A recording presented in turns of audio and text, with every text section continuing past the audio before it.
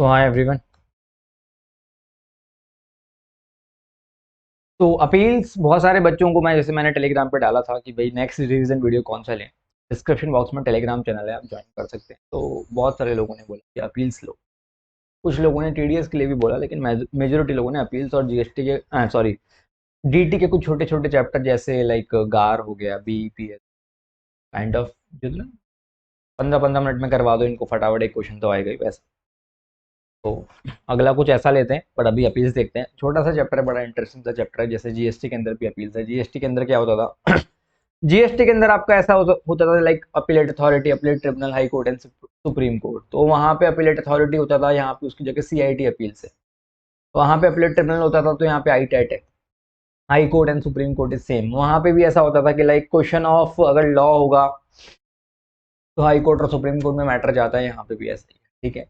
और वहां पे भी ऐसा होता था कि which of the following authority can not refer back the case. तो जो सबसे पहले की अपील होती थी ना, सीआईटी अपील, या फिर इसके अंदर जॉइंट कमिश्नर आईटी अपील्स भी आया नया, मतलब बताता हूँ आपको। तो ये लोग केस को रेफर बैक नहीं कर सकते, क्योंकि ये लोग खुद ही डिपार्टमेंट की विंग है। जैसे अपन वहां पे देखते थे कि वहां पे अपन क्या देखते थे, वहां पे अपना एक सेकंड रुको, कीड़ा वीड़ा खा गया हो। तो वहां पे अपन क्या देखते थे कि जैसे आपके अपीलेट ट्रिब्यूनल जो है वो डिपार्टमेंट का पार्ट नहीं माना जाता था, एक सेपरेट बॉडी होती थी। लेकिन अपीलेट अथॉरिटी अपने आप में डिपार्टमेंट की दूसरी विंग थी, ठीक है ना। वही यूपीएससी का एग्जाम पास करके लोग उसके अंदर आते थे। जैसे यहाँ पे भी क्या है, मैं आपको बताता हूँ। सबसे पहले जो अपील होती है उसको अपन बोलते हैं joint commissioner of income tax, ठीक है। जेसीआईटी अपील, पहले सीआईटी अपील था। जेसीआईटी अपील का कॉन्सेप्ट नया आया है। क्यों आया है कॉन्सेप्ट? क्योंकि सीआईटी अपील्स के पास काम इतना ज्यादा आता था कि भाई जेसीआईटी अपील्स को भी बना दिया। तो देखना, मेरी बात ध्यान से सुनना। डिपार्टमेंट के अंदर बहुत तरह के ऑफिसर्स बैठे होते हैं। ऑफिसर्स की पूरी चेन थी, अपन ने देखी थी। ये आप देख सकते हो, ये डिपार्टमेंट में ऑफिसर्स होते हैं कि ये सीनियर लेवल के ऑफिसर्स होते हैं, फिर ये जूनियर लेवल के ऑफिसर्स होते हैं। अभी नया कॉन्सेप्ट आया जेसीआईटी अपील, ठीक है, जॉइंट कमिश्नर। तो अब आप ध्यान से सुनना, अगर आप लॉजिकली सोचोगे मेरी बात को। डिपार्टमेंट, देखो दो बिल्डिंगें हैं। एक बिल्डिंग के अंदर डिपार्टमेंट के अंदर लोग बैठे, एक बिल्डिंग के अंदर अपील्स के लोग बैठे, ठीक है। हाईटेट, हाई कोर्ट, सुप्रीम कोर्ट तो अलग ही हो गया, पर जो जॉइंट कमिश्नर या सीआईटी अपील है, जेसीआईटी या सीआईटी अपील ना, वो डिपार्टमेंट की विंग है। अब जेसीआईटी अपील्स में कौन सा मैटर जाता होगा? वही तो मैटर जाएगा जो डिप्टी कमिश्नर या असिस्टेंट कमिश्नर या इन लोगों ने ही पास किया हो। ये वाले जो एओ है ना, ITO, assistant commissioner, deputy commissioner, joint commissioner से नीचे वाले, समझ रहे हो मेरी बात? तो ये जो ऑफिसर है ना, जॉइंट कमिश्नर से नीचे की रैंक के ऑफिसर वाले, अगर इन्होंने कोई मैटर पास कर दिया हो तो जेसीआईटी अपील में जाएगा। अभी आप मान के चलो खुद ही, जब जॉइंट कमिश्नर, जब मेन जो डिपार्टमेंट है, डिपार्टमेंट में अगर जॉइंट कमिश्नर ने ऑर्डर पास कर दिया या एडिशनल कमिश्नर ने ऑर्डर पास कर दिया, फिर वो आगे कैसे जाएगा? फिर वो जेसीआईटी में नहीं जाएगा, फिर वो सीआईटी अपील्स में जाएगा, ठीक है। तो अभी इन्होंने क्या किया, एक नया विंग, नई चीज और जोड़ दी, जेसीआईटी अपील्स, ठीक है। अब ध्यान से सुनना मेरी बात।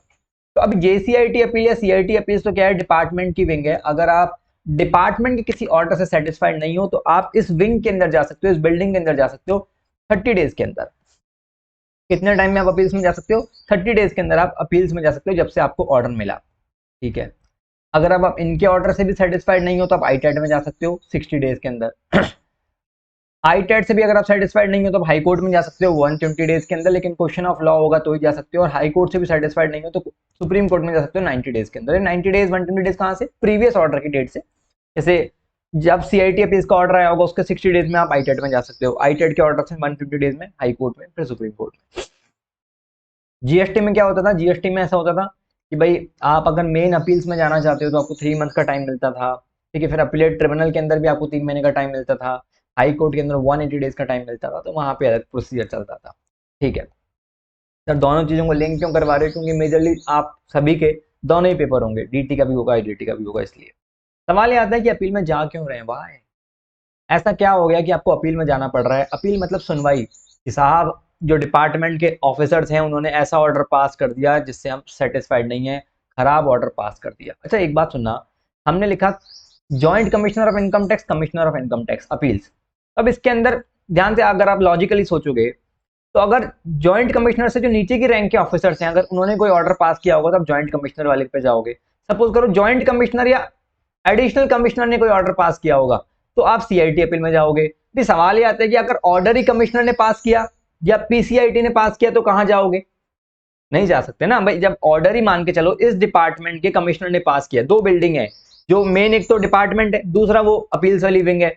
अभी मेन बिल्डिंग में जो कमिश्नर है उसने ऑर्डर पास कर दिया, तो अभी आप सीआईटी अपील में कैसे जाओगे? क्योंकि वो भी तो बराबर रैंक के ऑफिसर हो गया, हायर रैंक का ऑफिसर होना चाहिए ना अपील्स के अंदर। तो भाई एक कमिश्नर है उसने ऑर्डर पास किया, दूसरा कमिश्नर कह रहा गलत, तो ये कमिश्नर कह रहा तू नेता कैसे बना रहे कि कैसे गलत हुआ? तू भी कमिश्नर मैं भी कमिश्नर, तो तू होता कौन है मेरे को जज करने वाला?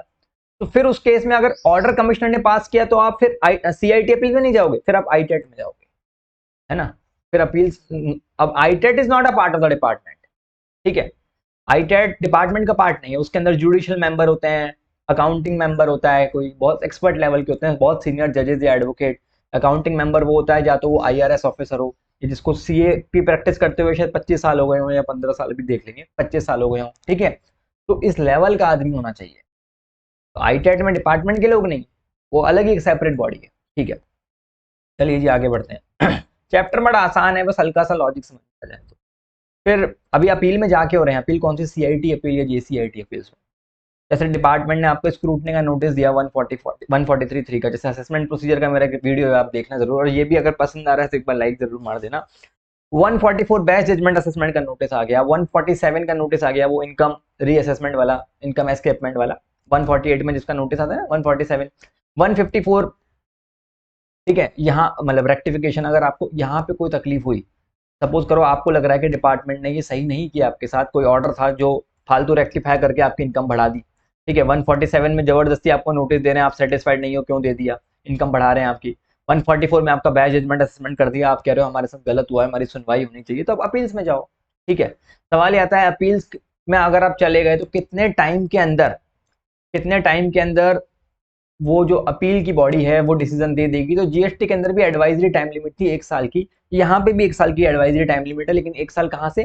From the end of the year in which appeal is filed. जिस साल में आपने अपील फाइल करी, फॉर एग्जाम्पल जुलाई 2024 में आपने अपील फाइल करी, 24-25 जो साल है ना, 31 मार्च 2025 को खत्म हो रहा है, वहां से 1 साल के अंदर क्या कर सकते हो आप? वहां से 1 साल के अंदर जो ज्वाइंट कमिश्नर या जेसीआईटी या सीआईटी अपील है वो अपना डिसीजन देगी। कंपलसरी नहीं है, ये भी एडवाइजरी टाइम लिमिट है, प्रैक्टिकल लाइफ में 2-2 साल भी चलते हैं, ठीक है? ये अपन ने देखा, इसके बारे में देखा। लेवल 1 अपील जिसको हम बोलते हैं जेसीआईटी या सीआईटी अपील, मेरे ख्याल से एकदम सॉर्टेड होगा। 30 दिन का टाइम लिमिट है, और कुछ किन किन ऑर्डर्स के अगेंस्ट जा सकते हो आप? दुखी किस कहाँ कहाँ पे दुखी हो गया आप? 143(3) का ऑर्डर नोटिस आ गया आपके पास, मतलब नोटिस तो 143(2) में आता है, 143(3) का ऑर्डर आया आपके पास, 144, 147, 154, यहीं तो आप दुखी रहोगे। अगर आप दुखी हो तभी तो आप सुनवाई के लिए जाओगे कि राणा साहब सुनो मेरे साथ गलत हो गया, है ना? तो आप कहाँ जाओगे? तभी तो जाओगे। यही मैटर है, इन कारण आप अपील में जा सकते हो, ठीक है साहब? कोई मैटर अगर सीआईटी के अंदर है तो वो जेसीआईटी को ट्रांसफर कर सकता है क्या मैटर? हाँ, जेसीआईटी को ट्रांसफर कर सकता है, लेकिन वो तभी करेगा जब ओरिजिनल ऑर्डर ज्वाइंट कमिश्नर से नीचे की रैंक के ऑफिसर ने पास किया हो, ठीक है? ठीक है, नॉर्मल है। चलिए आगे बढ़ते हैं। 30 डेज के अंदर आप अपील्स में जा सकते हो, इतना अपन ने देखा। अभी फीस भी कुछ होती है कि अपील फाइल करने की, तो जैसे जीएसटी के अंदर अगर आपको याद होगा, जीएसटी के अंदर अपन ने देखा था कि अगर आप अपीलेट ट्रिब्यूनल में जाते हो तो हमने फीस के बारे में पढ़ा था, और फीस हमने ऐसा देखा था कि अगर आपका amount of dispute 1 lakh rupees तक है तो आपको 1,000 रुपए देने पड़ेंगे, 1 लाख से 2 लाख के बीच में 2,000, 2 लाख से 3 लाख के बीच में 3,000, मैक्सिमम 25,000 की फीस होती थी जीएसटी के अंदर। ये अपन ने देखा था। यहाँ पे सीआईटी की भी फीस दे रखी है, आईटेट की भी फीस दे रखी है, यहाँ पे। तो सीआईटी में अगर आप जाना चाहते हो तो आपकी फीस कितनी है सीआईटी या जेसीआईटी के अंदर? तो बड़ी नॉमिनल सी फीस है कि अगर आपका टोटल इनकम 1 लाख रुपीज तक है, टोटल इनकम अगर आपकी 1 लाख रुपीज तक है तो 250 रुपीज लगते हैं, ठीक है? आप जो भी नोट्स रेफर कर रहे हो उसमें सब मिल जाएगा, ये मॉड्यूल में ही है। देखो अगर आप मॉड्यूल देखोगे ना, मॉड्यूल के अंदर डायरेक्टली फीस दे रखी है, ये नहीं देखो। अगर आपकी टोटल इनकम 1 लाख रुपीज तक है तो 250 रुपीज की फीस लगेगी। 1 लाख से 2 लाख 500 रुपए की, ठीक है? 2 लाख से ऊपर तो 1,000 रुपए की फीस लगेगी। तो यहाँ पे लिमिट फिक्स कर दी इन्होंने, मैक्सिमम फीस 1,000 रुपए तक की, ठीक है? सॉर्टेड है। एमसीक्यू में पूछ सकता है, और तो कुछ खास नहीं है, ठीक है? चलिए जी आगे बढ़ते हैं, इतना अपन ने देखा। अब आते हैं नेक्स्ट लेवल अपील जिसका नाम है आईटैट। आईटैट में कब जाएंगे, तो देखो अगर असेसी जो है वो सीआईटी से सेटिस्फाइड नहीं होगा, जेसीआईटी से सेटिस्फाइड नहीं होगा, तो आईटैट में जाएगा। आईटैट के अंदर नॉर्मली 2 बेंचेस की बेंच होती है, मतलब जजेस की बेंच होती है।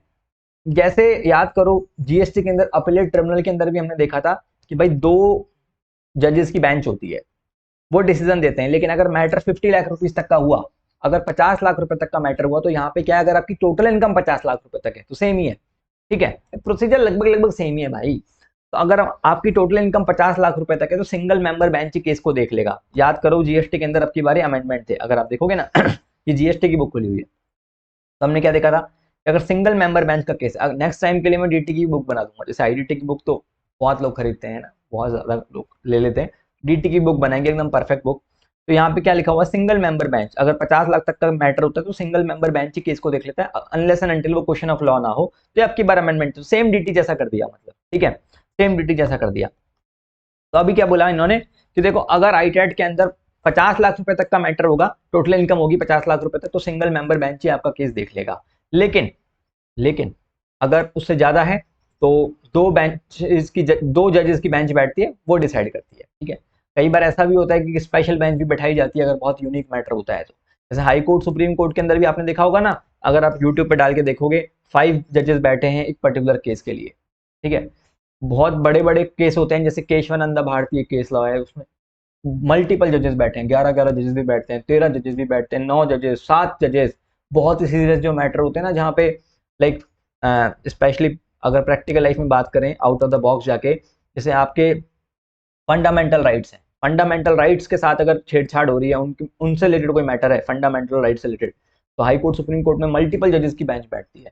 तो इसी तरीके से आईटेट के अंदर भी 3 जजेस की बेंच भी बैठ सकती है, 5 जजेस की बेंच भी बैठ सकती है, 7 जजेस की बेंच भी बैठ सकती है, 9 जजेस की बेंच भी बैठ सकती है, depending upon the matter to matter. Normally 2 जजेस की बेंच बैठती है, और अगर 50 लाख से कम का मैटर होता है तो सिंगल जज की बेंच ही बैठ जाती है, ठीक है। अगला सवाल आता है memorandum of cross objection. Memorandum of cross objection का मतलब क्या है, जैसे अपन जीएसटी में भी यही सीखे थे, जैसे मान के चलो अपन एग्जांपल लिया था, राहुल है, अब राहुल की त्रिशा से शादी हो गई साहब। अभी त्रिशा क्या करती थी, राहुल को हर जगह ऐसे एम्बेरस फील करवाती थी।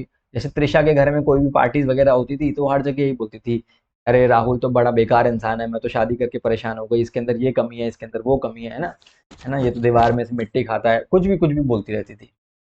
अभी राहुल बेचारा चुपचाप सुनता रहता था, तो राहुल ने क्या बोला था कि भाई बहुत हुआ, अब मेरे को भी बोलने का मौका चाहिए, ठीक है। तो उसमें अपन ने एक शायरी भी चिपकाई थी कि अब सब कुछ बताया जाए तो अच्छा रहेगा, अब कुछ ना छुपाया जाए तो अच्छा रहेगा, माना अदालत सजी है तेरे मोहल्ले में लेकिन गवाह मेरे मोहल्ले से भी बुलाए जाएं तो अच्छा रहेगा। ये शायरी राहुल की तरफ से थी, ठीक है। तो पॉइंट क्या है, मेमोरेंडम ऑफ क्रॉस ऑब्जेक्शन का मतलब यह है कि आप मान के चलो अपील्स में डिपार्टमेंट भी जा सकता है, डिपार्टमेंट भी जा सकता है, या फिर आप भी जा सकते हो। तो मेमोरेंडम ऑफ क्रॉस ऑब्जेक्शन का मतलब क्या है कि जो पार्टी अपील में गई है ना, तो जिसके अगेंस्ट अपील फाइल हुई है, फॉर एग्जांपल असेसी गया अपील्स में, डिपार्टमेंट बोल रहा है अरे असेसी मेरे को भी कुछ बोलना है, डिपार्टमेंट कुछ बोलना चाहता है, ठीक है। या फिर डिपार्टमेंट अपील में गया तो आप कह रहे हो मेरे को भी कुछ बोलना है, तो जिस दिन आपको नोटिस मिलेगा कि देखो फलाना, सपोज करो आपको नोटिस मिला, मेरे को नोटिस मिला कि डिपार्टमेंट मेरे अगेंस्ट अपील में गया है, डिपार्टमेंट मेरे अगेंस्ट अपील में गया है, मेरे को नोटिस मिलेगा। जब से मेरे को नोटिस मिला उसके 30 डेज के अंदर हम मेमोरेंडम ऑफ क्रॉस ऑब्जेक्शन में जा सकते हैं। क्या बोलते हैं, जीएसटी के अंदर 45 डेज में जाते थे, यहाँ पे 30 डेज में जाते हैं। आगे बढ़ते हैं। एक ऐसी फैकल्टी जो दोनों सब्जेक्ट पढ़ाती है उससे फायदा होता है, मैंने देखा, क्योंकि भाई थीम लगभग लगभग टैक्स तो वो टैक्स ही रहेगा ना, चाहे डायरेक्ट हो चाहे इनडायरेक्ट हो। आगे देखो, joint commissioner of income tax oblique CIT appeal, मतलब JCIT oblique CIT appeal can not refer back the case. ये लोग केस को रेफर बैक नहीं कर सकते। जैसे मान के चलो डिपार्टमेंट ने कोई ऑर्डर पास कर दिया, अभी ऐसा नहीं हो सकता कि सीआईटी अपील वाला ऑफिसर फोन करेगा अरे क्या ऑर्डर पास किया है अरे, ठीक है, वो ऐसे नहीं करेगा कि आपको फोन करके बोलेगा कि क्या ऑर्डर पास कर दिया है, ऐसे नहीं कर सकता वो, ठीक है। वो केस को रेफर बैक नहीं कर सकता कि अलग से एक विंग इसलिए बनाई है कि भाई कोई तकलीफ हो तो उसको रेक्टिफाई करो। नेता मत बनो कि क्या ऑर्डर पास किया तुमको समझ में नहीं आता कि तुम कैसे यूपीएससी का पेपर पास करके आ गए यहाँ पे, हैं, तो आप ऐसे नेता नहीं बन सकते। But ITAT, high court, supreme court, they can refer back the case, same like GST. GST में क्या था कि appellate authority can not refer back the case but appellate tribunal, high court, supreme court can refer back the case, वही चीज दे रखी है। फिर यहाँ पे दे रखा है कि सीआईटी और आईटेट, सीआईटी और ITAT can not review its own order, खुद का ऑर्डर रिव्यू नहीं कर सकते कि अरे हमने ऑर्डर पास कर दिया, अब हमारा मन कर रहा है इसको वापस से रिव्यू करने का, ऐसा नहीं होता, ठीक है। But high court supreme court can, ये तो भाई माय लॉर्ड है, my Lord can do anything. आगे देखते हैं। अगला पॉइंट ये आता है कि जैसे मान के चलो, मैंने आपको पहले भी बताया था कि अगर ओरिजिनल जो ऑर्डर है वो कमिश्नर या उससे ऊपर की रैंक के ऑफिसर ने पास किया, तो आप सीआईटी अपील्स में जा ही नहीं सकते, डायरेक्ट आपको आईटेट में आना पड़ेगा। मान के चलो कोई मैटर डीआरपी का, डिस्प्यूट रेजोल्यूशन पैनल, तो इसके केस में डीआरपी देखा था ना अपन ने, ट्रांसफर प्राइसिंग के केस में लगता था, असेसमेंट प्रोसीजर में देखा था ना, ट्रांसफर प्राइसिंग या कोई फॉरेन पर्सन है तो उसके केस में वो ड्राफ्ट ऑर्डर बना के देते थे, फॉरेन कंपनी है तो ड्राफ्ट ऑर्डर देते थे, फिर ड्राफ्ट ऑर्डर के 30 दिन में उसको रिप्लाई करना पड़ता था, ठीक है। तो अगर डीआरपी का मैटर है या गार का मैटर है तो डायरेक्टली आईटेट में जाएगा, फिर वो सीआईटी वगैरह में नहीं जाएगा। समझ में आ रहा है कि नहीं आ रहा? बेसिक बेसिक चीजें एक बार मुझे बताओ। Let me read your chats.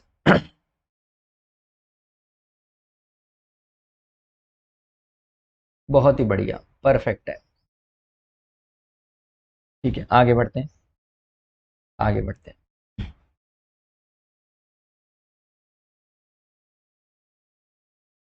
तो आईटेट में ये प्रोसीजर है, ठीक है। आईटेट में जाने का टाइम लिमिट क्या है?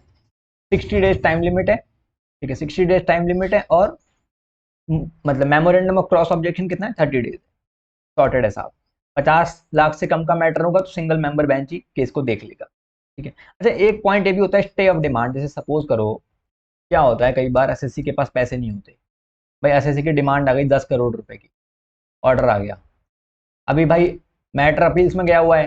अभी होता क्या है कई बार कि भाई अपील्स का डिसीजन आया और अब एसएससी को बोलेंगे कि भाई आप तुरंत पे करो, तो कई बार वो एसएससी क्या कर सकता है, रिक्वेस्ट कर सकता है, सर अभी पैसों की तंगी है, स्टे ऑफ डिमांड के लिए रिक्वेस्ट कर सकता है।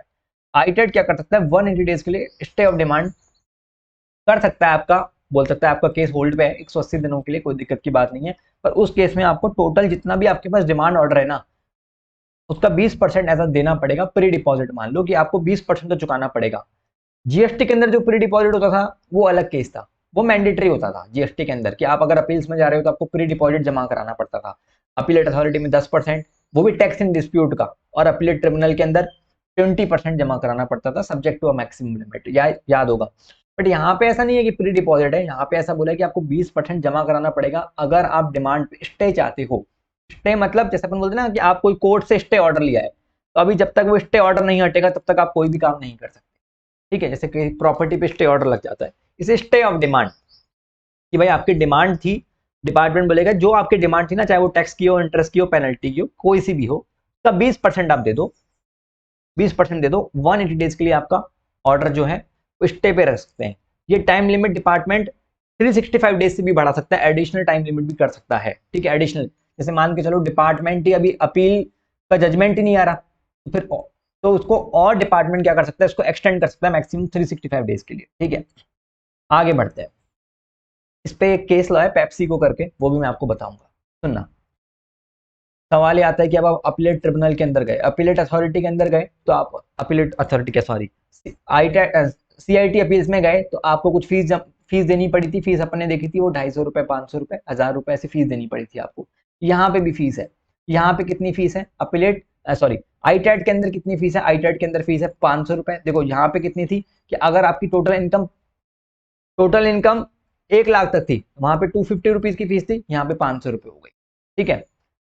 यहाँ पे फिर अगर आपकी इनकम 1 लाख से 2 लाख के बीच में, तो यहाँ पे इनकम आपकी कितनी हो गई? सीधा फीस 1500 रुपए हो गई, 1500 रुपीज हो गई। तो एक बार फीस जो है ना, देखो फीस को एक बार देख के चले जाना, क्योंकि यहाँ से एमसीक्यू बन जाता है। देखो ये वाली जो फीस थी वो सीआईटी अपील्स की थी, जेसीआईटी या सीआईटी अपील्स की थी 250, 500, तो यहाँ पे 250 की जगह 500 हो गया। अब पहले वहां पे 500 था 1 लाख से 2 लाख, किसमें? सीआईटी अपील्स में। पर आईटेट में 1500 हो गया सीधा। यहाँ 250 का 500 हुआ, 500 का 1500 हुआ, ठीक है। समझ रहे हो? तो एक बार ये फीस जो है ना वो थोड़ा सा है, इसको देख के चले जाना, क्लियर हो जाएगा। फिर इन्होंने क्या बोला, नहीं नहीं 1500 नहीं, सॉरी सॉरी, गलत तो नहीं बोल रहा, नहीं रुको एक बार, लेट मी चेक, 1500 ही था। जस्ट अ सेकेंड, मैंने अपने क्या नोट्स बना रखे हैं। देखो यहाँ पे फीस कितनी थी? 250, 500, 1250, ठीक है। और उसके अंदर कितनी फीस थी आपकी ITET के अंदर? ITET के अंदर आपकी फीस थी 500, 1500, सही है 1500 ही था, 1500 रुपीज ये फीस थी आपकी। फिर इन्होंने बोला कि अगर टोटल इनकम आपकी 2 लाख से ज्यादा है, जैसे वहां पे तो था 1000 रुपीज की फीस, कंपैरिजन कर रहा हूं मैं, पर ITET के अंदर कितनी है? 1% ऑफ असेस्ड इनकम, जितनी भी आपकी इनकम है ना उसका 1% आपको देनी पड़ेगी। और कोई एनी अदर केस का मतलब है कि कोई इनकम वाला केस नहीं है, जैसे 1 लाख 2 लाख ये वाला केस नहीं है, कोई दूसरा मैटर है जिस कारण से आप ITET में जा रहे हो, कोई दूसरा मैटर है जिस कारण से आप ITET में जा रहे हो, ठीक है। तो उस केस में आपको फीस देनी पड़ेगी, स्टैंडर्ड फीस देनी पड़ेगी 500 रुपए। तो यहाँ पे मैंने क्या बोला, थोड़ा फीस पे फोकस करेंगे। 250 CIT के अंदर अगर 1 लाख तक का केस हो, 1 लाख से 2 लाख 500 रुपए, 2 लाख से ऊपर 1000 रुपए वहां पे फीस थी। और कोई दूसरा मैटर है तो वहां पे 250 रुपए की फीस थी। यहाँ पे कितनी है ITET के अंदर? 500 रुपीज, 1500 रुपीज, यहाँ पे 1% ऑफ असेस इनकम, और यहाँ पे 500, ये आपकी फीस है, ठीक है। सॉर्टेड है, ठीक है साहब, ठीक है। ये देख लो आप, ये रही फीस, ठीक है, ये रही आपकी fees. Memorandum of cross objection में जाने की कोई फीस नहीं लगती, वही टाइम लिमिट है 30 डेज का, ठीक है जी। अब आगे बढ़ते हैं, ये तो हो गया CIT का और ITET के बारे में अपन ने देख लिया। अब अगला पॉइंट ये आता है हाई कोर्ट। हाई कोर्ट वाले केस के अंदर क्या होगा? तो हाई कोर्ट वाले केस में आप कितने दिनों में जा सकते हो? हाई कोर्ट में आप 120 डेज के अंदर जा सकते हो, ठीक है। पर हाई कोर्ट के अंदर आप कब जाओगे? जब वो क्वेश्चन ऑफ लॉ का मैटर होगा, तभी आप हाई कोर्ट में जा सकते हो, सुप्रीम कोर्ट में जा सकते हो, नॉर्मल मैटर में आप नहीं जा सकते। और हाई कोर्ट के अंदर जनरली 2 जजेस की बेंच तो होती होती है, जैसे GST के अंदर भी अपने देखा था कि अगर हाई कोर्ट में आपका मैटर है तो ITET की तरह नहीं होगा कि भाई सिंगल मेंबर बेंच या डबल मेंबर बेंच जैसा कॉन्सेप्ट, वैसा हाई कोर्ट के अंदर कुछ भी नहीं होता है, ठीक है। अभी सवाल ये आता है कि डिपार्टमेंट भी अपील्स में जाता है, डिपार्टमेंट भी अपील्स में जाता है, जैसे GST में भी हमने देखा था कि डिपार्टमेंट अपील्स में जाता है, लेकिन यहाँ पे इन्होंने लिमिट बना दी, यहाँ पे इन्होंने लिमिट बना दी कि देखो हर किसी केस में डिपार्टमेंट अपील्स में नहीं जा सकता, वरना तो फिर लड़ते रहेंगे, इंडिया में इतने सारे केसेस हैं। तो इन्होंने बोला कि अगर देखो ITET के अंदर डिपार्टमेंट तभी अपील्स में जा सकता है जब 50 लाख रुपीज से ऊपर का मैटर होगा, more than 50 lakh rupees, exact 50 lakh पे भी नहीं जाएगा डिपार्टमेंट, ठीक है। जब मोर देन, जैसे सपोज करो कि कोई ऑर्डर निकाल दिया AO ने, SSC सेटिस्फाइड नहीं था, अभी SSC कहां चला गया? SSC CIT अपील्स में चला गया, CIT ने SSC के फेवर में डिसीजन दे दिया, डिपार्टमेंट को बुरा लगा, डिपार्टमेंट अब ITET में जाना चाहता है, ठीक है। पर डिपार्टमेंट तभी जा पाएगा जब 50 लाख रुपए से ऊपर का मैटर होगा, तभी डिपार्टमेंट जा सकता है, ठीक है। अगर tax effect more than 50 lakh rupees होगा, मतलब टैक्स का इफेक्ट अगर 50 लाख रुपए ज्यादा हो, ठीक है, टैक्स का मैटर 50 लाख रुपए से ज्यादा हो, तो ही डिपार्टमेंट ITET में जाएगा। हाई कोर्ट के अंदर कब जाएगा? 1 करोड़ के अंदर, और सुप्रीम कोर्ट के अंदर अगर 2 करोड़ रुपए से ऊपर का मैटर होगा तब जाएगा। GST के अंदर ऐसी कोई टाइम लिमिट नहीं थी, अमाउंट की लिमिट नहीं थी कि इतने से ऊपर का मैटर होगा तो ही डिपार्टमेंट अपील में जा सकता है, ठीक है। जैसे सपोज करो मैंने आपको बोला कि अगर अपील्स में जाने का टाइम लिमिट कितना होता है SSC के लिए, CIT के अंदर हमने 30 डेज देखा था। अभी मान के चलो वो 30 डेज निकल गए, अब SSC क्या करेगा? वो 30 डेज निकल गए तो SSC क्या करेगा? तो उस केस में SSC के पास एक ऑप्शन होता है कि SSC क्या कर सकता है, 264 में जा सकता है, 264 के रिवीजन में जा सकता है। 264 क्या होता है, समझना मेरी बात। 264 एक SSC के लिए बेनिफिशियल चीज है ये। इसके अंदर इन्होंने क्या बोला कि देखो अब अपील में जाने का टाइम लिमिट तो खत्म हो गया।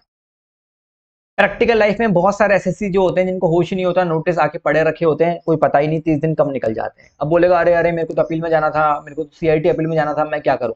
CIT अपील में जाएगा तभी तो ITET में जाएगा, वो कह रहा है डायरेक्टली ITET में चला जाऊं क्या? नहीं भाई, चेन होती है पूरी, CIT ITET high court supreme court, ठीक है। अभी आप ऐसे नहीं कर सकते कि आप किसी से पहली मुलाकात करिए और बोले डायरेक्टली शादी कर लूं क्या, नहीं, पूरी प्रोसेस होती है, पहले मिलोगे फिर हैंडशेक होगा, है ना, ऐसे ऐसे ऐसे करके आगे प्रोसेस चलती है। तो आप ऐसे नहीं कर सकते कि 30 दिन का टाइम लिमिट चला गया तो अब मैं डायरेक्ट ITET या हाई कोर्ट सुप्रीम कोर्ट में चला जाऊंगा, नहीं। पर एक ऑप्शन है आपके पास अभी भी, आप 264 के अंदर रिवीजन में जा सकते हो। इसमें क्या होगा, ये इसका टाइम लिमिट कितना होता है? 1 साल होता है, 1 साल के अंदर आप जा सकते हो। जैसे वहां पे 30 डेज होता है तो यहाँ पे 1 साल होता है। अभी आप क्या बोलोगे, देखो 263 और 264 क्या होता है, चलो मैं दोनों बता देता हूँ आपको। 263 और 264, 263 तो डिपार्टमेंट के लिए होता है, 264 SSC के लिए होता है। डिपार्टमेंट के लिए क्यों होता है 263? फॉर एग्जांपल अगर डिपार्टमेंट ने कोई ऑर्डर पास किया, डिपार्टमेंट ने कोई ऑर्डर पास किया और डिपार्टमेंट को लगता है कि हमारा ही कोई जूनियर बंदा था, हमारा ही कोई सबॉर्डिनेट था, वो इतना गद्दार था, पैसे खा चुका, SSC से पैसे खा लिए, और ऑर्डर सपोज करो 5 करोड़ का निकलना चाहिए था, उसने 1 करोड़ का ऑर्डर निकाल दिया, 4 करोड़ रुपए खा गया, थोड़ी करप्शन रिश्वत ले ली होगी। मतलब अगर उसको लगता है कि हमारे किसी सबॉर्डिनेट ने कोई ऐसा ऑर्डर पास कर दिया जो कि प्रीजुडिशियल था इंटरेस्ट ऑफ द रेवेन्यू के, डिपार्टमेंट से उसका रेवेन्यू का लॉस हुआ, तो डिपार्टमेंट क्या कर सकता है, सीनियर लोगों की टीम बनाएगा और अपने ही जो सबॉर्डिनेट ने ऑर्डर पास किया उसको चेंज कर देंगे, जैसे जीएसटी के अंदर हम देखे थे रिवीजन होता था सेक्शन 108 के अंदर। अब 263 और 264, 263 में लगता है डॉक्ट्राइन ऑफ पार्शियल मर्जर और 264 में लगता है डॉक्ट्राइन ऑफ टोटल मर्जर। अभी पार्शियल मर्जर और टोटल मर्जर क्या होते हैं, जैसे मान के चलो कि कोई एसएससी है, उसके खिलाफ 3 केस चल रहे हैं, 3 केस मान के चलो, एक केस ऐसा है जिसमें उसकी टोटल इनकम इंक्रीज कर दी थी, एक केस ऐसा है जिसमें उसकी कोई पर्टिकुलर डिडक्शन हटा दी थी, एक केस कोई ऐसा है जिसमें उसका मान के चलो कोई ट्रस्ट है उसका रजिस्ट्रेशन कैंसिल कर रहे हैं, कोई भी मतलब मान के चलो ऐसे मल्टीपल केसेस चल रहे हैं किसी पर्सन के ऊपर। अभी मान के चलो कोई पर्सन है, एसएससी है, उसके ऊपर 5 केस चल रहे हैं, 1 2 3 4 5। मैं आपको बता रहा हूं डॉक्ट्राइन ऑफ पार्शियल मर्जर और टोटल मर्जर क्या होता है। 5 केस चल रहे हैं किसी एसएससी के ऊपर, ठीक है। अभी डिपार्टमेंट क्या करना चाहता है, केस नंबर 3 का रिवीजन करना चाहता है। रिवीजन मतलब जो ऑर्डर पहले पास हो गया उसको रिवाइज करना चाहता है और इनकम बढ़ाना चाहता है। 263 में इनकम बढ़ाएगा ही, कम तो करेगा नहीं, ठीक है। डिपार्टमेंट के फेवर में होता है 263 और 264 एसएससी की। अभी केस नंबर 1 ऑलरेडी अपील्स के अंदर चल रहा है या हाई कोर्ट के अंदर चल रहा है, हाई कोर्ट सुप्रीम कोर्ट। सवाल ये आता है कि केस नंबर 1 मान के चलो हाई कोर्ट में चल रहा है और इनको तो रिवीजन केस नंबर 3 का करना है, तो क्या ही कर सकते हैं। तो डॉक्ट्राइन ऑफ पार्शियल मर्जर ये बोलता है कि हाँ आप ऐसा कर सकते हो कि भले आप सिर्फ केस, अगर मान के चलो केस नंबर 3 ही हाई कोर्ट में अपील्स में चल रहा होता तो आप रिवीजन नहीं कर सकते। आप भाई जो मैटर ऑलरेडी कोर्ट में चल रहा है और आप उसका रिवीजन कर दोगे ना, जज गेम बजा देगा। कैसे कर रहे हो तुम रिवीजन, भाई जज अभी बैठा है ना, वो डिसीजन दे देगा, तुम कैसे रिवीजन कर रहे हो उसका। पर जज के पास तो कोई दूसरा मैटर है, बंदा वही है, उसी बंदे का है, दूसरा मैटर है। लेकिन तो आप डॉक्ट्राइन ऑफ पार्शियल मर्जर ये बोलता है कि भाई मैटर अगर कोर्ट में दूसरा है तो आप किसी दूसरे मैटर का तो रिवीजन कर ही सकते हो। पर टोटल मर्जर ये बोलता है कि अगर जज के पास केस नंबर 1 भी गया हुआ है ना, तो भी आप 3 का रिवीजन नहीं कर सकते, 2 का भी नहीं कर सकते, 4 का भी, 5 का भी, आप किसी चीज का भी रिवीजन नहीं कर सकते। 1 का तो कभी भी नहीं कर सकते। भाई जो मैटर ऑलरेडी कोर्ट में है उसका तो आप रिवीजन कभी भी नहीं कर सकते, चाहे 263 हो चाहे 264 हो, चाहे टोटल मर्जर हो चाहे पार्शियल मर्जर हो, जो मैटर ऑलरेडी कोर्ट में है। पर जो मैटर कोर्ट में नहीं है, पार्शियल मर्जर के हिसाब से आप बाकी मैटर्स का तो रिवीजन कर सकते हो, पर टोटल मर्जर के हिसाब से आप किसी का भी रिवीजन नहीं कर सकते। तो इन्होंने ये बोला 263 के ऊपर तो पार्शियल मर्जर लगता है। भाई डिपार्टमेंट वही काम करता है जिससे उनका फायदा हो। 264 एसएससी के लिए था ना, कि अगर एसएससी का कोई सा भी मैटर कोर्ट में चल रहा हो तो एसएससी किसी दूसरे मैटर का भी रिवीजन नहीं ले सकता। तो हो गया ना डिसएडवांटेज एसएससी के लिए, तो डिपार्टमेंट के लिए फायदा हो गया। तो डिपार्टमेंट क्या बोल रहा है कि देखो 263 के अंदर डॉक्ट्राइन ऑफ पार्शियल मर्जर लगता है, हम आपकी इनकम को रिवाइज करके बढ़ा देंगे। 264 क्या बोलता है कि एसएससी अगर अपील्स में नहीं जा पाया तो सर जरूरी है क्या कि अपील्स में जाने की टाइम लिमिट एक्सपायर हो जाएगी तभी आप रिवीजन में जा सकते हो 264 के? ऐसा नहीं है। देखो प्रैक्टिकली तो ऐसा ही होता है कि सबसे पहले आप अपील्स में जाओ, क्योंकि आप देखो अगर आप अपील्स में गए, अपील्स में हार गए, सीआईटी में हार गए, फिर आप आईटेट में चले जाओगे, आईटेट में हार गए हाई कोर्ट में चले जाओगे, हाई कोर्ट में हार गए सुप्रीम कोर्ट में चले। पर अगर आप 264 में गए, 30 दिन का मान के चलो टाइम लिमिट एक्सपायर हो गया, 264 में गए, तो अब यहां पे जो रिवीजन हो गया ना, मान के चलो 264 में गए और ऑफिसर ने कहा नहीं साहब कोई रिवीजन नहीं होगा आपका, जो था वो सही है।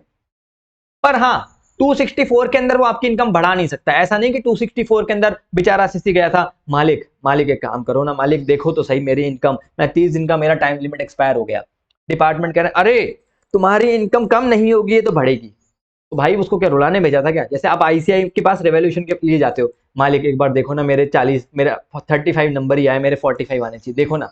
आईसीआई बोलेगा अरे 35 भी नहीं 30 ही आने चाहिए। ऐसे नहीं कर सकता आईसीआई। एक प्रोविजन है हमारे भी कि अगर आप अपनी कॉपी रीचेकिंग में डालते हो तो आपके नंबर कभी भी कम नहीं हो, ठीक है। नहीं पता होगा काफी लोगों को, ठीक है। तो इसी तरीके से आप 264 में गए तो आप डिपार्टमेंट ऐसे नहीं करेगा अरे तुम्हारी इनकम हम और बढ़ा देते हैं, नहीं भाई 263 में बढ़ सकती है, वो डिपार्टमेंट के लिए होता है, 264 एसएससी के लिए होता है, ठीक है। या तो कम करेंगे या एज इट इज वही रखेंगे। 264 के बाद आपके पास कोई और ऑप्शन नहीं है। अगर आप 264 में गए मतलब आपके पास अपील्स वाला प्रोसीजर तो खत्म ही हो गया, तब आप रिवीजन में कब जा सकते हो? या तो आपका टाइम लिमिट एक्सपायर हो जाती है 30 दिन का, या आप अपील्स में जाने का राइट छोड़ दिए, आप रिटर्न में लिख के दो कि मैं अपील्स में नहीं जाऊंगा। देखो 30 दिन के बाद अगर आप गए तब तो लिखने की जरूरत ही नहीं है आपका, क्योंकि आपका अपील का राइट खत्म ही हो गया। 30 दिन के अंदर अंदर भी अगर आप जाना चाहते हो 264 के अंदर तो भी जा सकते हो, ऐसा नहीं कि 30 दिन के बाद ही आप जाओगे 12 महीने तक, 30 दिन के अंदर भी जा सकते हो, लेकिन आप लिख के दे दो कि मैं अब अपील्स में नहीं जाऊंगा। फिर ऐसा नहीं होना चाहिए कि आप अपील्स में भी चले गए, रिवीजन में भी चले गए, ये नहीं हो सकता, एक ही काम होगा। ठीक है, अच्छा सपोज करो डिपार्टमेंट ने 263 के अंदर, फॉर एग्जाम्पल आप सुनना मेरी बात, एओ ने कोई ऑर्डर पास किया 1 करोड़ रुपए का, अब सीनियर ऑफिसर्स कह रहे हैं कि 4 करोड़ रुपए का होना चाहिए ऑर्डर पास। सीनियर ऑर्डर ने 263 में रिवीजन कर दिया आपका। अब आप दुखी हो कि 4 करोड़ कैसे कर दिया, तो आप आईटेट में जा सकते हो। तो 263 के ऑर्डर के अगेंस्ट आप आईटेट में जाओगे। सर सीआईटी में क्यों नहीं? अरे वो सीनियर ऑफिसर ऑलरेडी कमिश्नर से बड़े ही होते हैं वैसे, तो सीआईटी में नहीं, सीधा आईटेट में। तो 263 के ऑर्डर के अगेंस्ट भी आप सीधा आईटेट में जाओगे। तो आईटेट में डायरेक्टली कब कब जाते हैं? डीआरपी के ऑर्डर के अगेंस्ट, गार का कोई मैटर होता है तो भी डायरेक्टली आईटेट में जाते हैं। ओरिजिनल ऑर्डर अगर कमिश्नर या उससे ऊपर की रैंक के ऑफिसर ने पास किया तो भी सीधा आईटेट में जाते हैं। 263 का मैटर हो तो भी सीधा आईटेट में जाते हैं, सीआईटी अपील्स में नहीं जाते। समझ रहा है आपको? 263 264 भी मेरे ख्याल से आपको समझ रहा होगा। डिपार्टमेंट कब कब अपील्स में जाता है वो भी मैंने आपको बता दिया। ठीक है, रेक्टिफिकेशन ऑफ मिस्टेक सेक्शन 154 कि भाई डिपार्टमेंट क्या कर रहा है, कोई गलती हो गई थी किसी ऑर्डर में, है ना, अभी रेक्टिफाई कर रहा है, रेक्टिफिकेशन ऑफ मिस्टेक हो रहा है। आप अगर उससे सेटिस्फाइड नहीं हो तो आप अपील्स में जाओ। सपोज करो रेक्टिफिकेशन 154 का प्रोविजन लगा के आपकी इनकम बढ़ा दी डिपार्टमेंट ने, आप सेटिस्फाइड नहीं हो, आप अपील्स में जा सकते हो, कोई दिक्कत की बात नहीं है। ठीक है, रेक्टिफिकेशन कितने टाइम में हो सकता है? तो देखो, अगर डिपार्टमेंट खुद से कर रहा है, ऑन इज ओन मोशन, खुद से कर रहा है 154 के अंदर रेक्टिफिकेशन, तो 4 साल के अंदर हो सकता है, from the end of the financial year in which original order was passed. जब ऑर्डर पास हुआ उसका जो फाइनेंशियल ईयर जब एंड होगा उसके 4 सालों के अंदर कर सकते हैं खुद से रेक्टिफिकेशन। और अगर एसएससी ने एप्लीकेशन फाइल करी तो एसएससी के पास टाइम लिमिट है कि भाई जब भी ऑर्डर आया ना, जिस महीने में भी आया, जब वो महीना खत्म होगा उसके 6 महीने के अंदर एप्लीकेशन फाइल कर लो, उसके 6 महीने के अंदर एप्लीकेशन फाइल कर लो। और जब एप्लीकेशन फाइल करी उसके 6 महीने के अंदर डिपार्टमेंट क्या करेगा, आपका रेक्टिफिकेशन कर देगा। तो अगर खुद से करेगा तो जिस फाइनेंशियल ईयर में ऑर्डर पास किया उस फाइनेंशियल ईयर के एंड से 4 साल, और अगर एसएससी ने एप्लीकेशन फाइल करी तो जिस महीने में एसएससी को ऑर्डर मिला उस महीने के एंड से 6 महीने के अंदर एसएससी एप्लीकेशन फाइल कर सकता है। और जब से एसएससी ने एप्लीकेशन दी उस महीने के एंड से 6 महीने के अंदर डिपार्टमेंट क्या कर देगा, आपका रेक्टिफिकेशन कर देगा। बस सुनने वाली बात थी। कुछ क्वेश्चंस हैं, एक बार उनको देखते हैं। जैसे देखो, नवंबर 19 में आया हुआ था, an SSC who is agreed by all और any of the following order. कोई एसएससी है जो कि क्या है, दुखी है इन ऑर्डर से, is desirous to know the remedy, क्या क्या रेमेडी हो सकती है, आपसे ऐसा पूछा है। पासेस, अभी उसको 147 का ऑर्डर मिला, 147 का उसको ऑर्डर मिला, तो क्या कर सकता है वो? तो भाई अपील्स में जा सकता है, वो सीआईटी अपील्स के अंदर जा सकता है। कितने टाइम में जाएगा? 30 डेज के अंदर क्या कर सकता है वो, सीआईटी अपील्स में जा सकता है। नॉर्मल है, सॉर्टेड है। ठीक है, आगे देखो 263 के अंदर, 263 के अंदर अगर वो दुखी है, मतलब डिपार्टमेंट ने कोई रिवीजन कर दिया, तो मैंने आपको क्या बताया था, तो सीधा आईटेट में जाएगा वो। अब वो सीआईटी में नहीं जा सकता क्योंकि वो रिवीजन में जो ऑफिसर बैठे हैं वो ऑलरेडी सीनियर रैंक के होते हैं। तो अब वो क्या करेगा, 60 डेज के अंदर आईटेट में जा सकता है। ठीक है। 272 डायरेक्टर जनरल, डिपार्टमेंट का ऑर्डर है, तो उस केस में क्या होगा, file and appeal before the ITAT. देखो मैं आपको बताता हूँ, ये जो ऑफिसर होता है ना, इतना डिटेल में मत जाना इस कॉन्सेप्ट में, डायरेक्टर जनरल जो है ना वो ऑलरेडी सीनियर लेवल का ऑफिसर है, तो आप डायरेक्टली आईटेट में जाओगे, आप सीआईटी अपील्स में नहीं जाओगे, कमिश्नर के पास नहीं जाओगे। अब आप डायरेक्टर जनरल ने जब आपका ऑर्डर पास कर दिया तो आप सीधा कहां पे जाओगे, आईटेट में जाओगे। पास्ट अंडर सेक्शन, आईटेट ने कोई ऑर्डर पास कर दिया, जब आईटेट ने कोई ऑर्डर पास कर दिया तो हाई कोर्ट में जाओगे 120 डेज के अंदर। ठीक है, आगे देखते हैं।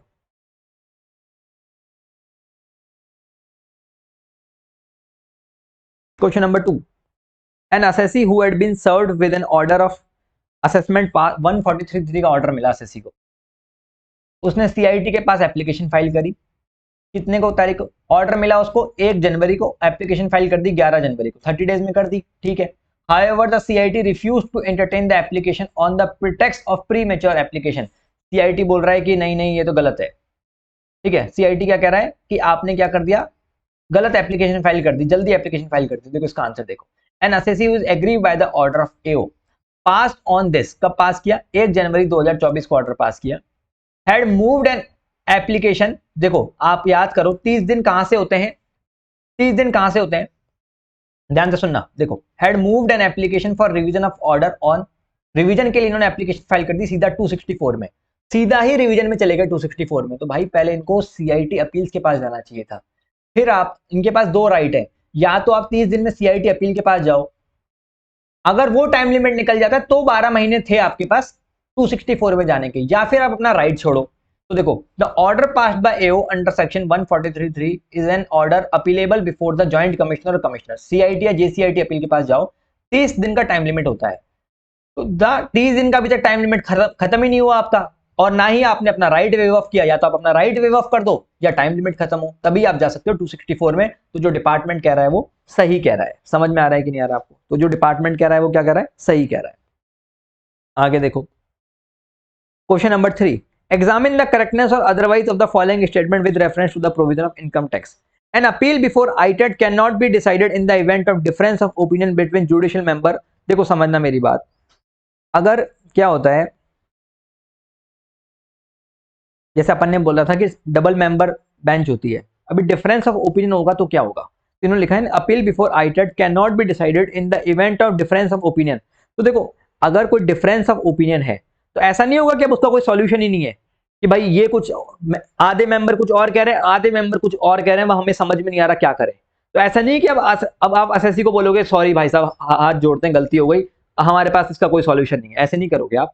उस केस में ये होता है कि अगर आप डिसाइड नहीं कर पा रहे तो आप प्रेसिडेंट को बोलते हो, फिर वो किसी दूसरे मेंबर को आपका केस देता है, फिर जो दूसरा मेंबर जो बोलता है ना वही मान लिया जाता है। देखो in the event of difference of opinion between the members of the bench the matter shall be decided on the basis of opinion of majority of member, जो मेजॉरिटी ऑफ मेंबर बोलेंगे।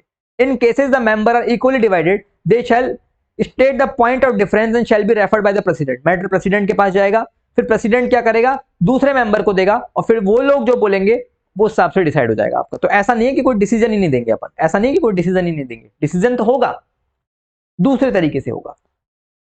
अ high court does not have an inherent power to review an order. ऐसे बोल रहे हैं कि high court के पास अपना कोई रिव्यू नहीं कर सकता। देखो ओरिजिनली तो ऐसा होता था कि हाई कोर्ट रिव्यू नहीं कर सकता था, सिर्फ सुप्रीम कोर्ट ही रिव्यू कर सकता था। फिर एक केस लॉ आया, सुप्रीम कोर्ट का केस लॉ था।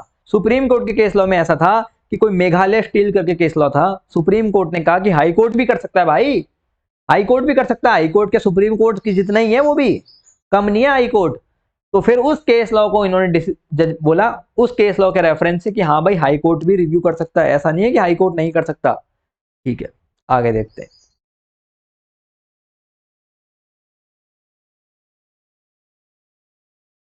अच्छा एक क्वेश्चन नंबर 5, ये अच्छा क्वेश्चन है ना, इसको देखना एग्जाम में पूछ सकते हैं। देखो आप जब आईटेट में जाते हो ना, आप ITAT CIT appeal high court supreme court में जब जाते हो तो एडिशनल एविडेंसेस नहीं लिए जाते। जैसे जीएसटी में भी अपन ने देखा था कि एडिशनल एविडेंसेस नहीं। देखो जब शुरू शुरू में आपके पास एओ का नोटिस आया होगा, आपने रिप्लाई किया होगा, जब आपने रिप्लाई किया होगा ना तभी आपने एविडेंसेस दे दिए होंगे। ये मानते हैं कि जब रिप्लाई किया था तभी आपने सारे एविडेंसेस फर्निश कर दिए होंगे और उसी एविडेंसेस के बेसिस पे आपका मैटर आगे चलेगा। ठीक है, अभी ये कह रहे हैं कि आप फ्यूचर में आपका मैटर सीआईटी अपील्स में जा रहा है या आईटेट में जा रहा है और आप और एविडेंसेस निकाल निकाल के ला रहे हो, तो बोल रहे हैं भाई आ कहां से रहे हैं अब, पहले जब तुमसे मांगे थे तुम जब जमा करा दिए सारे एविडेंसेस, तो अब कहां से निकल के आ रहे हैं एविडेंस। जब ओरिजिनल ऑर्डर पास किया था डिपार्टमेंट ने, उस ऑर्डर का नोटिस दिया होगा तुम्हें, नोटिस का तुमने रिप्लाई किया होगा, जब रिप्लाई किया था नोटिस का तब एविडेंसेस क्यों सबमिट नहीं करे, तो क्या सो रहे थे क्या? इसलिए कहते हैं कि भाई अगर नोटिस का रिप्लाई बनवाना हो तो किसी समझदार आदमी से बनवाना, सीएवीए से बनवाना, ऐसे रिप्लाई मत कर देना, बाद में तकलीफ हो सकती है। तो यही बोल रहे हैं इनसे कि भाई उस टाइम क्या कर रहे थे तुम। तो एडिशनल एविडेंसेस सबमिट नहीं करे जाएंगे एक्सेप्ट दीज केसेस। तो कौन से 4 केसेस थे, ध्यान से देखना। 4 केसेस कौन से थे? वेयर द एओ है, आप अगर ये प्रूफ कर दो, एसएससी ये प्रूफ कर दे कि एओ ने एविडेंसेस लेने से मना कर दिया था, बोल रहा है मैं तो देने गया था पर क्या किया, where the applicant as it is, GST वाले पॉइंट है। देखो चारों के चारों point line to line match कर रहे हैं जीएसटी वाले पॉइंट से। अगर आप देखोगे ना, ये देखो डिक्टो के डिक्टो चारों पॉइंट है, ये रहे एज इट इज। तो दोनों में से कहीं पे भी क्वेश्चन आए लगा देना। ठीक है, कहीं पे भी क्वेश्चन आए लगा देना है। अपन ने क्या देखा कि भाई या तो एविडेंसेस लेने से ही मना कर दिया, मुझे रोका गया, मैं तो सबमिट करने जा रहा था एविडेंसेस, मेरे पीछे ट्रक दौड़ा दिया, ठीक है, मुझे रोका गया, मैं तो देने जा रहा था मोदी जी आए जहां आओ वहीं रुक जाओ, अब कोई घर के बाहर कदम नहीं रखेगा, लॉकडाउन, ठीक है। तीसरे पॉइंट में क्या बोल रखा है, दूसरा और तीसरा पॉइंट सेम है, दूसरे में बोल रखा है जो एविडेंसेस मेरे से मंगवाए थे वो मैं देने जा रहा था लेकिन मुझे रोका गया, तीसरे में ऐसे बोल रहा है कि मैं एविडेंसेस देने जा रहा था पर मुझे रोका गया। तीसरे और दूसरे में ये फर्क है, दूसरे में बोल रहा है जो मेरे से एविडेंसेस मंगवाए थे, तीसरे में बोल रहा है कि मेरे से नहीं मंगवाए थे लेकिन फिर भी मैं देने जा रहा था, ठीक है। लास्ट वाला क्या बोल रहा है कि बोले मेरे से पूछा ही नहीं, मांगे ही नहीं मेरे से, तो कौन से एविडेंसेस दूं मैं, कैसे दूं, तो एज इट इज चारों के चारों पॉइंट वही है, डिक्टो के डिक्टो सेम, ठीक है। ठीक है, आगे देखो इन्होंने क्या बोला है, ये MTP1 नवंबर 18 और RTP में 18 का क्वेश्चन है। The assessment of Vijay limited was completed 143 scrutiny हो गई इसकी, with an addition of 28 lakh रुपए to the return income, 28 lakh रुपए से इनकम बढ़ा दी, ये CIT अपील्स के पास चला गया। Can the AO pass an order under section 154 for rectification in respect of issues not being subject matter of appeal. ध्यान से सुनना मेरी बात, इन्होंने क्या बोला, the AO can pass an order, rectification कब कब कर सकता है, to rectify mistake apparent from the record provided in the rectification is in relation to a matter other than, देखो ध्यान से सुनना, 263 और 154 के केस में partial merger, doctrine of partial merger लगता है। 154 के अंदर भी, जैसे मान के चलो आपके 10 केसेस चल रहे हैं, केस नंबर 5 आपका कोर्ट में चल रहा है और आप केस नंबर 6 का रेक्टिफिकेशन करना चाहते हो, कर सकते हो, क्या कर सकते हो, ठीक है। 154 और 263 के केस में पार्शियल मर्जर लगता है, 264 के केस में टोटल मर्जर लगता है। तो इन्होंने क्या बोला कि देखो आप रेक्टिफाई कर सकते हो other than the matter which has not, अभी कोई पर्टिकुलर मैटर ही अपील्स में चल रहा है उसको रेक्टिफाई नहीं कर सकते आप। 263 यही तो बोल रहा है कि भाई जो मैटर कोर्ट में चल रहा है उसका रिवीजन कैसे करोगे, उसका रेक्टिफिकेशन कैसे करोगे, since the issue under consideration in this case relate to rectification of mistake, ये मैटर ऑलरेडी अपील में चल रहा है, ठीक है, ये मैटर ऑलरेडी अपील में चल रहा है, ठीक है। तो इन्होंने लिखा since the issue under consideration in this case relate to rectification of mistake in respect of matter which is not subject matter of appeal. अच्छा रुकना, Can the AO pass an order under section 154 for rectification of mistake in respect of issue not being subject, तो ये कह रहे हैं कि देखो जो मैटर अपील में नहीं है उसके अलावा वो रेक्टिफिकेशन करना चाहता है तो कर सकता है, क्योंकि इसके ऊपर तो डॉक्ट्राइन ऑफ पार्शियल मर्जर के प्रोविजन लगते हैं, ठीक है, तो कर सकता है। अगर अपील में होता तो नहीं कर सकते थे, ठीक है, तो बिल्कुल कर सकता है रेक्टिफिकेशन, क्योंकि जो मैटर अपील के अंदर नहीं है उसका रेक्टिफिकेशन कर सकते हैं। Can the assessee company seek revision under section 264 in respect of matter other then those in appeal, ये बोल रहे हैं कि जो मैटर अपील में नहीं है उनके अलावा उनका रिवीजन ले सकते हैं क्या, तो 264 में तो टोटल मर्जर लगता है, नहीं ले सकते, नहीं ले सकते, क्योंकि यहाँ पे क्या सकता है, टोटल मर्जर लगता है। तो under section 264 the commissioner can not revise the order, क्योंकि यहाँ पे लग रहा है total merger, doctrine total merger. Can the commissioner make an revision under section 263 both in respect of matter covered and appeal other matter, 263 के अंदर उन matter का रिवीजन हो सकता है जो अदर देन अपील हो, पर जो अपील में उसका तो कभी रिवीजन हो ही नहीं सकता, ये तो कोर्ट के ऑर्डर का डिसओबे हो जाएगा, ठीक है, कोर्ट के ऑर्डर का डिसओबे नहीं हो सकता। तो उन मैटर का डिसीजन हो सकता है जो कोर्ट में डिसाइड नहीं हुए, पर जो डिसाइड होगा उनका कभी भी रिवीजन नहीं हो सकता, ठीक है। आगे देखते हैं क्वेश्चन नंबर 7, RTP नवंबर 20, RTP नवंबर 19 और RTP 20 दो बार RTP में पूछा गया है। Uranus LLP filed is return of income for the assessment year 23-24 on this, इन्होंने अपनी रिटर्न फाइल कर दी। द असेसमेंट 143 कंप्लीट हुआ 27 अप्रैल को, ठीक है, कितने टाइम में कंप्लीट होता है, 12 महीने के अंदर कंप्लीट हो जाता है, ठीक है, from the end of financial assessment, जब वो असेसमेंट ईयर एंड हो रहा होगा तब से। The assessing officer made 2 addition to the income, इन्होंने 2 अपनी इनकम बढ़ाई, असेसी ऑफिसर ने 12 लाख रुपए बढ़ाई और 4 लाख रुपए बढ़ाई, 2 जगह से इनका इनकम बढ़ा दी इसकी।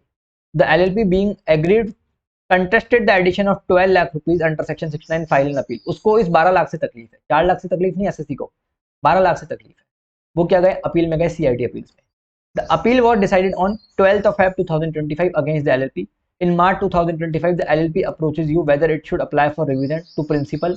अब ये कह रहे हैं कि हम अपील में जा चुके, अब हम रिवीजन में जा सकते हैं क्या, या फिर रेक्टिफिकेशन में जा सकते हैं क्या, ठीक है, आपसे पूछ रहा है कि अब हम क्या रिवीजन में जा सकते हैं या फिर रेक्टिफिकेशन में जा सकते हैं कि नहीं जा सकते, ये आपसे पूछ रखा है।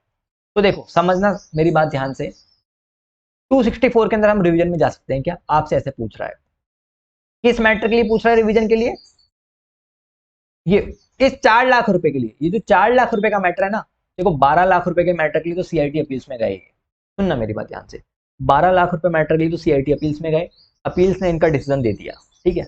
अब ये कह रहे हैं कि चलो वो मैटर तो खत्म हो गया अपील्स वाला, ठीक है, वो मैटर तो खत्म हो गया। अब ये कह रहे हैं कि हम 264 के अंदर क्या कर सकते हैं, हम अपना रिवीजन में जा सकते हैं क्या, और या फिर 154 में रेक्टिफिकेशन के लिए जा सकते हैं। 264 में लगता है doctrine of total merger. Total merger क्या बोलता है कि अगर आपका मैटर ऑलरेडी अपील्स के अंदर है, ऑलरेडी अगर आपके मैटर कोई भी सा भी मैटर अपील्स के अंदर है, तो आप किसी दूसरे मैटर के अगेंस्ट भी 264 में नहीं जा सकते, पर रेक्टिफिकेशन में तो जा ही सकते हैं, क्योंकि वहां पे तो डॉक्ट्राइन ऑफ पार्शियल मर्जर लगता है। तो 154 के अंदर देखो, 154 के अंदर अगर ये 12 लाख का मैटर होता है इसके लिए तो हम नहीं जा सकते, लेकिन 4 लाख के मैटर के लिए जा ही सकते हैं रेक्टिफिकेशन। तो आप क्या कर सकते हो, रेक्टिफिकेशन के लिए जा सकते हो, 154 में जा सकते हो, ठीक है। 264 में अप्लाई नहीं कर सकते, बट 154 में अप्लाई कर सकते हो, यही इसका आंसर सॉर्टेड है, क्योंकि ये मैटर ऑलरेडी अपील में चल रहा है आपका। ये वाला जो क्वेश्चन है इसको आप देखना, एज इट इज वही क्वेश्चन है जो मैंने आपको बताया ना, स्टे ऑफ डिमांड 180 डेज वाला, फिर 365 डेज से एक्सटेंड कर सकते हैं, लेकिन पेप्सिको का केस बोलता है कि 365 डेज के बाद भी अगर वो एसएससी के लिए एट्रीब्यूटेबल नहीं है तो अलाउ किया जाएगा। कुछ खास नहीं है, एक बार पर रीड करके चले जाओगे तो काम आपका रीड हो जाएगा, बन जाएगा, ठीक है।